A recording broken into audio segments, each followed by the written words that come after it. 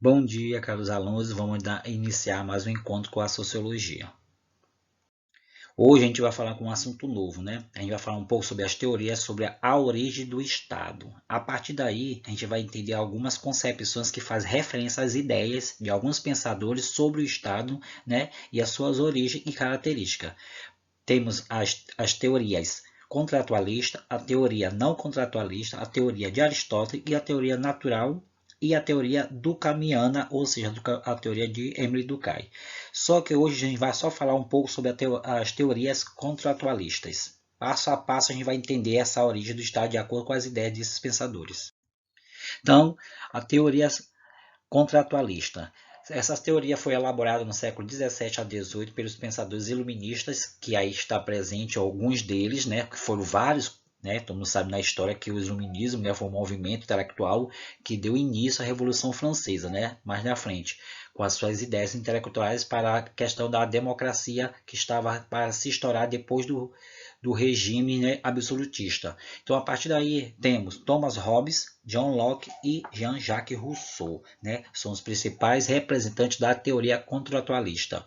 Sendo que Hobbes ele tem o Estado como absolutista, John Locke o Estado do liberalismo e Jean-Jacques Rousseau do Estado da democracia, ou seja, democrata. A partir daí, essa teoria surgiu para tentar explicar, né, como fundiu o Estado, ou seja, o surgimento do Estado moderno estava surgindo após, né, o antigo regime absolutista, os iluministas, né, esses pensadores filosóficos, intelectuais, queriam despertar para que a sociedade pudesse se levantar e buscar seus direitos, né, na sua própria sociedade. Com isso, né, depois dessa democracia, começou a surgir, né, como organizar o Estado. E a partir daí, esses teóricos começaram realmente funilar, né, as suas ideias para a organização do Estado naqueles primeiros momentos. E nessa origem da sociedade, era fundamental que o poder político era uma questão de um contrato. De acordo com Hobbes, o homem é lobo do próprio homem, ou seja, o homem ele devora a sua própria espécie por causa do poder. A partir daí, ele é coincitivo, né, sobre a precisar a paz da organização dentro do próprio Estado, porque ele diz que o Estado é forte e absoluto, como falei para vocês. Hobbes ele sempre apoiou o absolutismo, então o poder para ele é a hierarquia, então vem de cima para baixo, e os demais, como um súdito, tendem a obedecer às leis realmente da hierarquia maior. Então, a partir daí, ele dizia que o Estado, visto como uma fonte organizadora, controladora e defensora da lei. E os direitos individuais do cidadão é a partir daí que o Estado iria construir pelos homens mediante um contrato. Esse contrato social, né, visto por Hobbes, que o indivíduo ele fazia um pacto, né, ao Estado e obedecendo realmente às leis propostas pelo esse Estado, que para ele era o absolutismo. Né? Diante disso, os contratualistas, como homens que viviam realmente inicialmente no estado de natureza, ou seja, estado permanente daquelas ideias que estavam fluindo o desenvolvimento natural, fazendo que a fundação desse Estado concebeu uma forma diferente de cada teoria contratualista. Por isso que surgiu uma divergência sobre como era o contrato social. De acordo com Hobbes, tinha uma visão, de acordo com Locke, outra visão, de acordo com Rousseau, outra visão, sendo que cada um deles tinha uma visão do Estado. Hobbes, absolutista, Locke, liberalismo, ou seja, ele apoiava que o liberalismo democrático poderia aumentar o progresso, né, e desenvolver o progresso, o indivíduo podia estar contente sobre esse desenvolvimento porque ele ia realmente estar numa hierarquia de igualdade. E já Rousseau, ele dizia que o progresso podia desviar o homem do seu próprio instinto natural. Por isso que ele dizia que a democracia é uma melhor forma de entender realmente e de impor seus direitos e deveres nas próprias sociedades.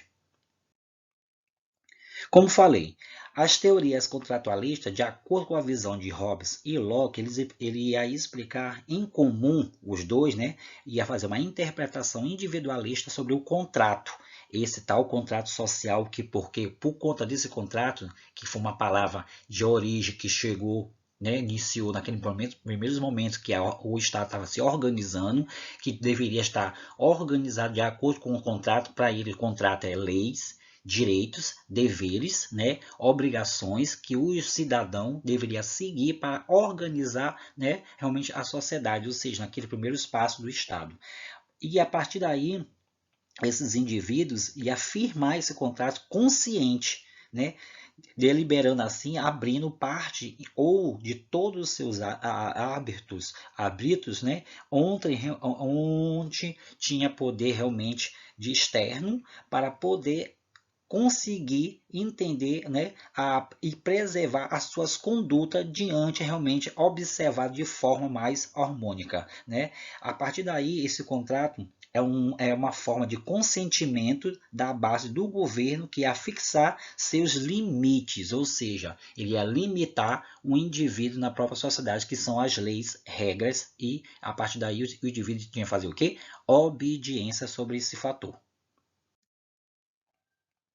A principal diferença das teorias, enquanto Hobbes ele dizia que o pacto concede, né, o poder absolutismo, né, ao indivíduo, que para ele o absolutismo é o soberano. Já para Locke ele diz que o contrato, e esse que se refere ao pacto, é o poder legislativo, que é um poder supremo que deve realmente subordinar, né, tanto o executivo, que seria o soberano, de acordo com a visão de Locke. Então ele já reduz a proposta, a interpretação de Hobbes, né, aí a gente podemos ver, e quanto o federativo, que vai engajar ou vai encarregar das relações exteriores.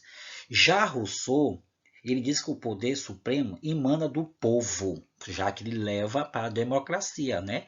Como eu falei desde o início, né? Que já que Rousseau apoia a democracia, então o povo que vai emanar realmente, né, a organização do Estado, por conta que ele vai colocar uma pessoa que vai estar ali organizada de opinião pública, e aí essa pessoa eleita que vai propor as leis, né, sancionando assim que o governo pode realmente não substituir pelo próprio povo.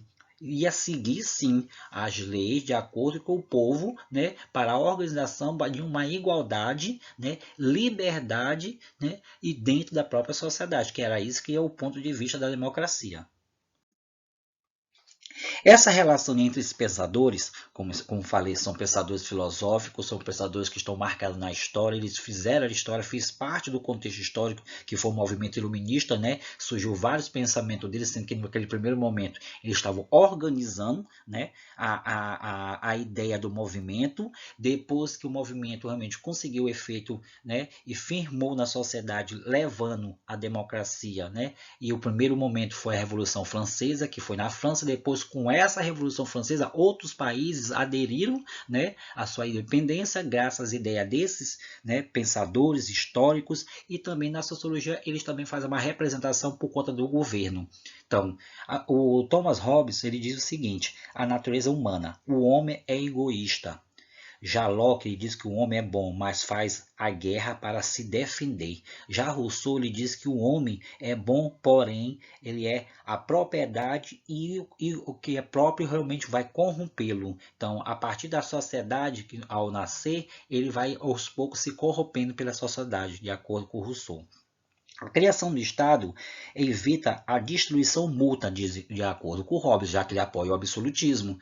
E já o Locke ele diz que protege a propriedade, assim que faz fazer que o homem realmente progride, ou seja, cresça, né? E já Rousseau ele diz que preserva a liberdade civil dos direitos do próprio homem. Já o tipo de governo, como falei, Hobbes ele apoiava a monarquia absolutista, que emana do próprio soberano, ou seja, lá de cima para baixo. Já Locke ele diz que a monarquia é parlamentarista, porque o liberalismo para ele é um liberalismo que ia justificar o direito divino. E já Rousseau é a democracia direta, ou seja, a eleição para eleger um representante que vai organizar realmente o Estado. A influência desses autores está no seguinte: a teoria do direito moderno, de acordo com Robson, Revolução Inglesa e Constituição Americana, que fez parte realmente Locke, um grande representante dessa ideia revolucionista, e Jean-Jacques Rousseau, a Revolução Francesa, já que ele está implantando o comunismo, que é o socialismo, que é a questão da democracia, o socialismo, que seria igualdade para todos. E a citação mais conhecida desses autores é o seguinte: o homem é o lobo do próprio homem, de acordo com Hobbes. Onde não há lei, não há liberdade. Locke. Rousseau, a natureza fez um homem feliz e bom, mas a sociedade desprovou-lo e tornou-lo miserável. Ele e esses autores, cada um deles com a sua influência de pensamentos e ideias revolucionárias que constituiu a nossa história na sociedade. Bem aqui coloquei um resumo contratualista dessas ideias desses autores, né, Hobbes, Locke e Rousseau. A partir daí, o estado de natureza, a necessidade de um contrato, o contrato em si e o Estado. Então, a necessidade do contrato, gente, só explicando novamente para vocês, o contrato é uma palavra que foi utilizada tanto por Hobbes, Locke e Rousseau para a organização do Estado, que seria um pacto. E a partir desse pacto tinha, de acordo com esses autores, tem uma interpretação diferente, porém, eles queriam um bem comum, a organização do Estado, para que o indivíduo pudesse seguir e ser organizado. Como hoje, na nossa sociedade, né? Temos leis, regras que não podemos bular. No momento que a gente bular essas leis, regras, a gente tem uma punição por conta disso. E aqui um mapa mais ainda de exploração das ideias desses autores, né, para a gente entender. Na próxima aula, eu vou falar sobre só o contrato, o pacto, para vocês entenderem ainda mais sobre esses autores, porque esse contrato, né, foi grande importância para a organização do Estado naqueles primeiros momentos da democracia, né, após a Revolução Francesa. Então, muito obrigado, até a próxima.